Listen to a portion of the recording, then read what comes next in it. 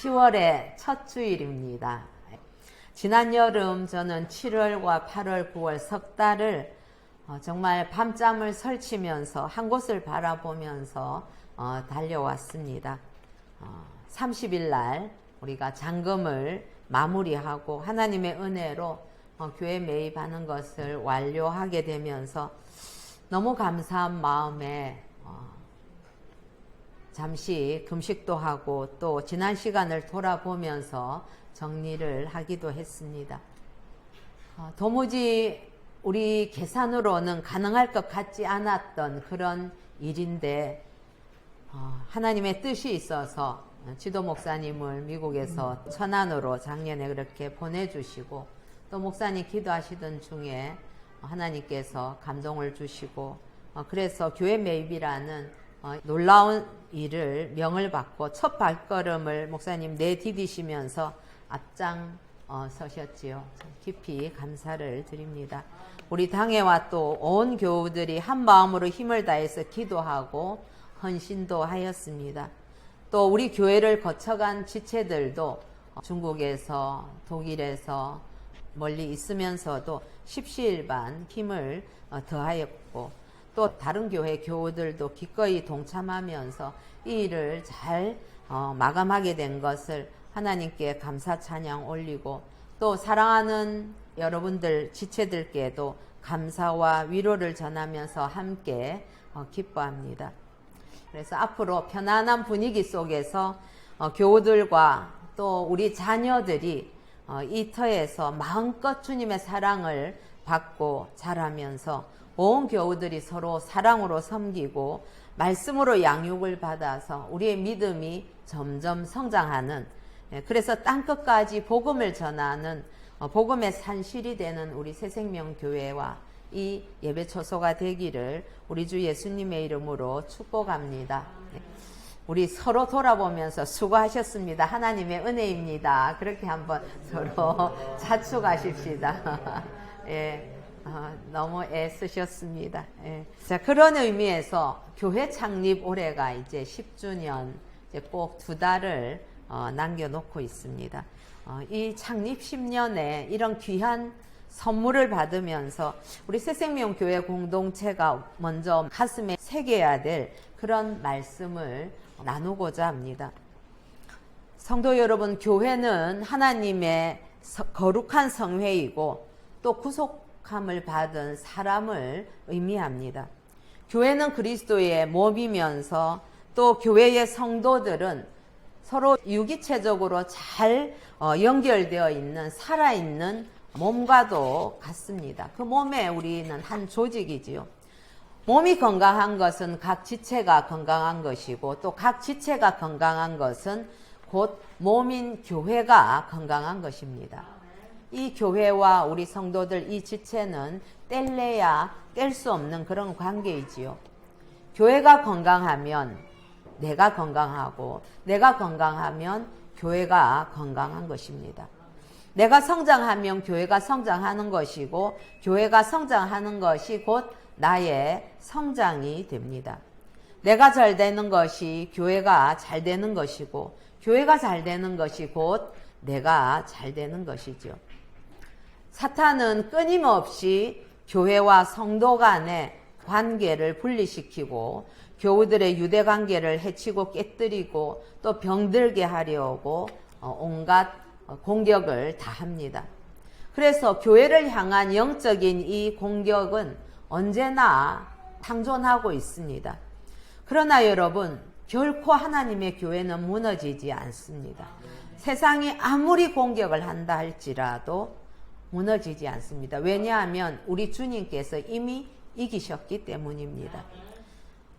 잘 아시지만은 우리 교회의 중요한 속성이 있다면 거룩성을 지키는 것과 더불어서 하나됨을 이루는 것이다. 그렇게 할 수 있겠지요. 즉 통일성, 일체성이라고 할 수 있습니다. 여러분, 교회가 하나가 되는 것은 너무 중요한 일이죠. 그건 우리가 하나를 만드는 것이 아니고 이미 하나가 된 것을 우리는 지켜나가는 것입니다. 우리는 하나님께서 이미 교회 공동체를 하나 되게 하신 것을 알고 그것을 이루어가는 것이 아니라 유지하면서 잘 지켜나가야 하는 것이죠. 그래서 바울은 3절에 보면 평안에 매는 줄로 성령이 하나 되게 하신 것을 힘써 지키라 라고 말씀합니다. 이 하나됨을 지켜가야 할 공동체는 가정과 교회가 가장 기본이 되는 단위라고 할 수 있을 것입니다. 그런데 여러분, 그냥 하나 되는 것이 한 공간 안에 이렇게 둔다고 해서 그게 이 하나됨이 저절로 지켜지는 것은 아니지요. 가정에서도 부부가 물리적으로 한 공간 안에 산다고 해서 무조건 하나가 되는 것은 아닙니다. 마음이 통해서 서로 사랑하고 이해하는 상태가 될 때에, 그리고 부부가 서로를 그렇게 아끼고 사랑할 때에, 그때에 비로소 우리는 부부가 일심동체다라고 할 수 있을 것입니다. 그러나 같은 공간에 있어도 서로 다투면 그 가정은 금방 지옥으로 변하게 되지요. 그래서 이미 오래전부터 지혜자는 이런 말씀을 했던 것입니다. 우리 잠언 15장 17절에 보면 채소를 먹으며 서로 사랑하는 것이 살진 소를 먹으며 서로 미워하는 것보다 나으니라, 그렇게 말씀했습니다. 그런데 여러분, 이 하나됨이 의미하는 것이 붕어빵을 그렇게 딱딱 찍어내는 것처럼 꼭 같아야 되는 것을 의미하는 것은 아닙니다. 앵무새가 말하는 것처럼 그렇게 같은 말을 계속 반복하는 것도 아니지요. 부부도 그렇고 교회 공동체도 모두가 다 현상적으로는 같을 수는 없습니다. 출신도 다르고 배경도 다르고 학력, 모습, 성향, 성장 과정 이런 것들이 다 다르기 때문에 그렇죠. 그런데 하나가 되어야 한다는 과제는 우리 앞에 주어진 것입니다. 그렇다면은 이 하나됨의 의미는 획일화를 의미하는 것은 아니지요. 다양성을 존중하면서 하나가 되는 것, 즉 통일성을 유지하는 것을 의미한다고 할 수 있습니다. 만약에 다양성이 존중되지 않는 그런 획일적인 관계는 어떤 모습이겠습니까? 그 한쪽은 의기양양하고 한쪽은 의기소침하고 또 한쪽은 지배자로 군림을 하지만 또 한쪽은 노예와 같은 그런 굴종적인 관계를 갖게 됩니다. 여러분들 가정에 하나 되는 모습은 어떤 모습으로 나타나고 있는지요? 그리고 우리 교회 이 공동체는 어떻게 하나된 모습을 가지고 있는지 한번 돌아보십시다. 성도 여러분, 가정도 교회도 이 하나됨을 이렇게 저절로 얻을 수는 없습니다. 이 공동체들은 생명체들이 모인 곳이잖아요. 교회는 생명이 이렇게 살아 역사하는 공동체지요. 그렇기 때문에 아이를 키우듯이 노력을 기울이고 또 그 안에 어떠한 정신과 헌신이 들어가야만 하나됨을 유지할 수가 있습니다. 가정과 교회가 하나됨을 지키는 것은 정성과 에너지, 그리고 사랑과 기도와 노력, 또 생명을 쏟아붓는 그러한 수고가 들어가야 하나됨을 지켜낼 수가 있습니다. 힘듭니까, 여러분? 그래서 갈등이 없는 곳으로 가고 싶습니까?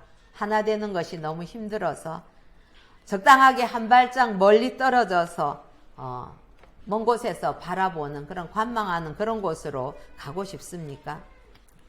그러나 여러분, 피한다고 해서 타인과의 갈등이 없어지는 것은 아닙니다. 왜냐하면 내 안에서도 내 속에서도 스스로 많은 갈등들이 있는데 어떻게 타인과 같이 있을 때 갈등이 늘 없기만 하겠습니까? 갈등 없는 곳 찾으면 한 곳 있습니다. 공동묘지 가면 갈등 없습니다. 생명이 있는 곳에는 이처럼 갈등이 상존한다는 사실을 우리는 인정해야만 합니다.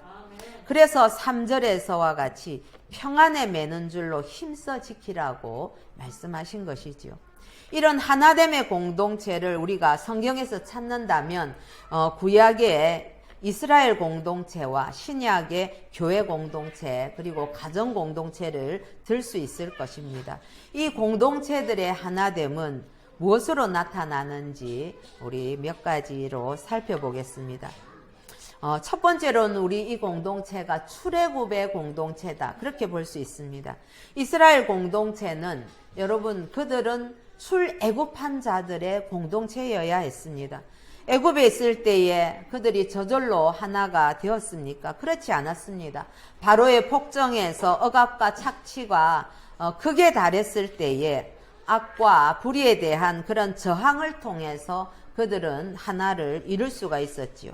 그리고 출애굽함으로써 그들은 일체감을 갖게 된 것입니다.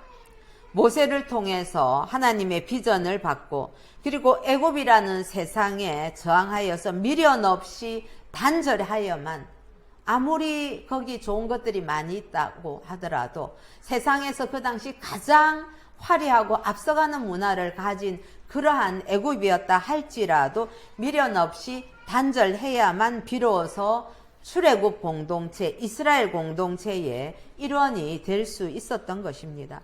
성도 여러분, 우리 새생명교회 공동체의 일원이 되기 위해서는 가장 먼저 주님의 부르심을 따라서 죄악 세상을 단절하고 그 세상에서부터 우리가 엑소더스, 탈출해야만 합니다.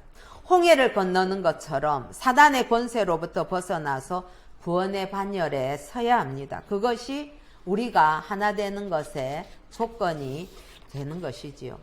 죄악 세상에서 단절하고 출애굽하듯 그렇게 탈출하시기 바랍니다.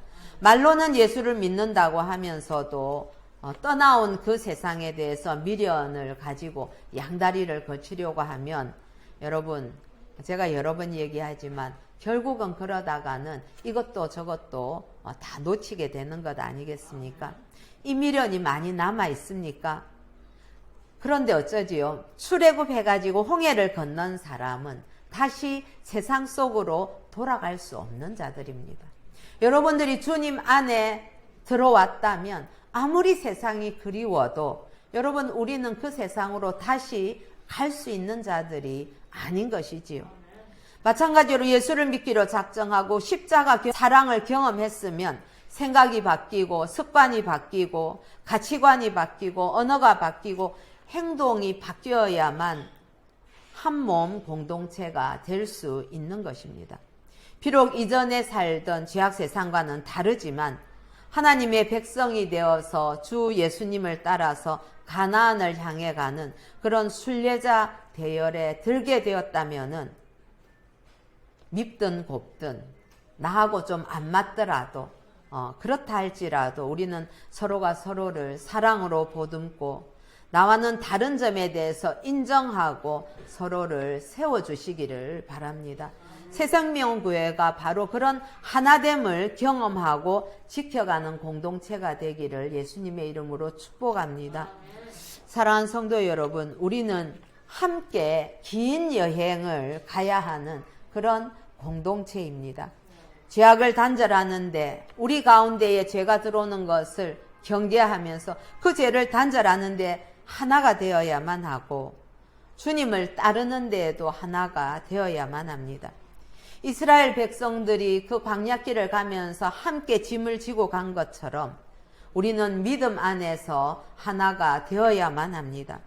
그래서 오늘 본문 말씀 4절 그리고 이어서 5절 6절에 보면 몸이 하나요 성령도 한 분이시니 이와 같이 너희가 부르심의 한 소망 안에서 부르심을 받았느니라. 주도 한 분이시요 믿음도 하나요 세례도 하나요 하나님도 한 분이시니 라고 말씀하십니다.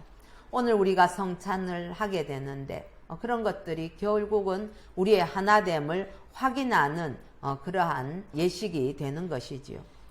두 번째로는 우리가 한몸 공동체라는 것은 하나의 소망을 가지고 나아가는 비전 공동체라는 의미입니다. 4절에 보면 몸이 하나요 성령도 한 분이시니 이와 같이 너희가 부르심의 한 소망 안에서 부르심을 받았느니라 라고 말씀하십니다. 성도 여러분, 우리가 교회 공동체의 하나가 되는 것은 비전을 공유하는 것으로 나타납니다. 하나라고 하는데 그 비전이 다 서로 다르다면은 그건 좀 이해하기 힘든 일이죠. 먼저 우리는 무엇으로 부름을 받았으며 어떤 소망을 가지고 있습니까? 그것은 바로 우리는 천국으로부터 부르심을 받았고 영생에 관한 소망을 가진 자들입니다. 이렇게 한 소망 안에서 부르심을 받은 공동체가 하나됨을 유지하기 위해서는 함께 바라보는 공동의 목표가 있어야 되는 것이지요. 하나님께서는 우리 새생명교회 공동체에 그래서 7대 비전을 주셨습니다. 예배를 소중히 여기고 그리고 양육의 꿈을 키우고 복음을 전하는 그러한 비전과 더불어서 북한 선교를 향한 비전, 그리고 그 목표를 공유하게 하셨습니다. 다른 교회 다닐 때는 관심이 없었지만은 새생명교회 공동체 일원이 되면 자연스럽게 북한 선교에 관해서도 관심을 갖고 꿈을 꾸게 됩니다. 그리고 우리 중국에서 온 우리의 동족들과 예배하는 일들, 또 다른 외국인들과 예배하는 일들, 또 중국 유학생들과 예배하는 일들이 우리에게는 매우 자연스럽고 기쁨이 되는 일이 됩니다.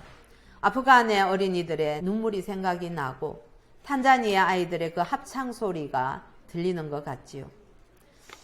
멀리 중국에서도 흩어져 있는 거쳐간 그 유학생들이 우리의 자녀처럼 여겨지고 또 저 멀리 독일의 천천간사의 일이 내 혈육의 일처럼 그렇게 다가오게 되죠. 이게 바로 우리가 한 비전을 가지고 나아가는 한 몸 공동체이기 때문에 그렇습니다. 사랑하는 성도 여러분, 이렇게 같은 목표를 바라보고 걸어가야 할 한 몸을 이루었는데 어떻게 우리가 은혜 없이 이 길을 같이 걸어갈 수가 있겠습니까? 어떻게 서로에게 무관심하게 대할 수가 있겠습니까?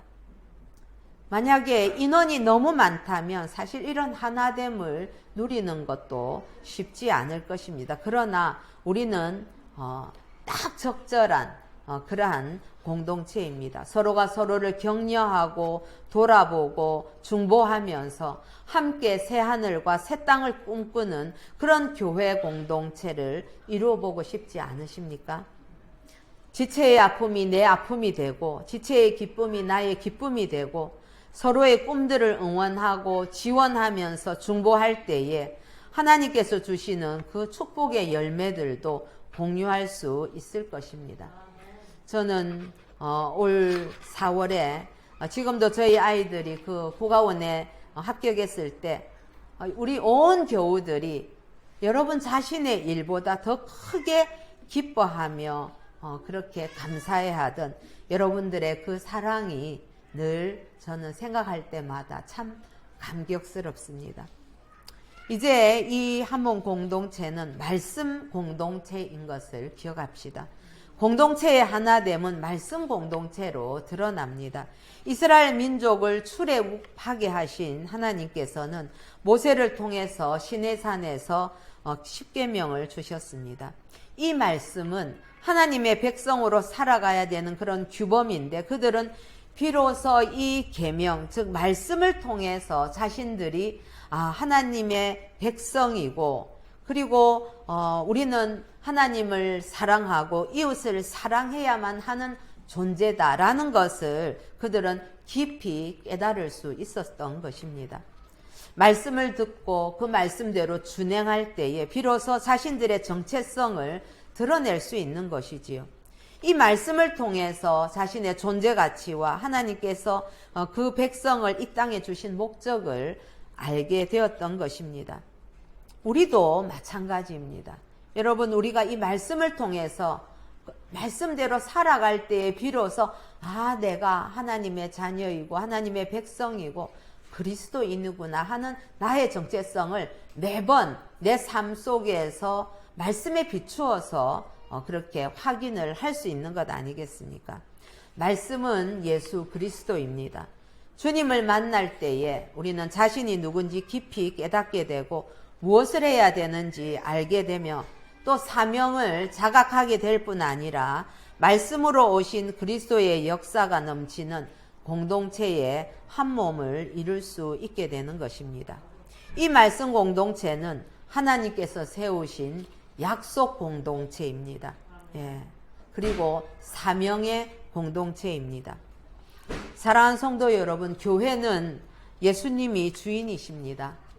목사 교회도 아니고 장로나 권사의 교회도 아닙니다. 주님의 교회입니다.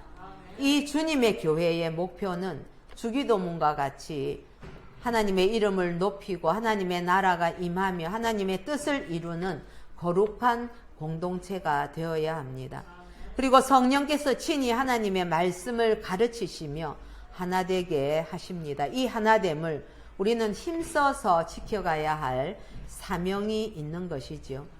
그래서 사도 바울은 오늘 본문 말씀에 1절과 2절, 3절에 이렇게 말씀합니다. 그러므로 주 안에서 갇힌 내가 너희를 권하노니 너희가 부르심을 받은 일에 합당하게 행하여 모든 겸손과 온유로 하고 오래 참음으로 사랑 가운데서 서로 용납하고 평안에 매는 줄로 성령이 하나 되게 하신 것을 힘써 지키라. 이 한몸 공동체를 어떻게 지킬 수 있다고 우리에게 가르쳐 주십니까? 그건 바로 서로가 있는 그대로를 인정하고 용납하는 사랑으로 이 공동체를 지킬 수 있고, 또 서로를 바라볼 때에 단점을 보는 것은 유보하고 장점을 먼저 찾으며 남을 나보다 낮게 여기는 그러한 겸손으로 이 공동체가 지켜지는 것입니다. 상대를 존중하고 배려하는 온유로, 그리고 내 뜻이 주님 뜻보다는 앞서지 않도록 늘 겸손하게 내려놓는 오래 참음으로 성령을 쫓아서 행할 때에 이 우리가 한몸 공동체를 지켜나갈 수 있을 것입니다. 아무쪼록 우리 이제 새생명교회 공동체는 10년을 지나고 이제 20년을 향해 나아가게 될 것입니다. 우리가 서로 주님 안에서 서로를 이해하고 인정하고 존중하면서 성령의 하나 되게 하심을 따라서 사랑과 생명의 한몸 공동체로 성장해 가기를 우리 주 예수님의 이름으로 축복합니다.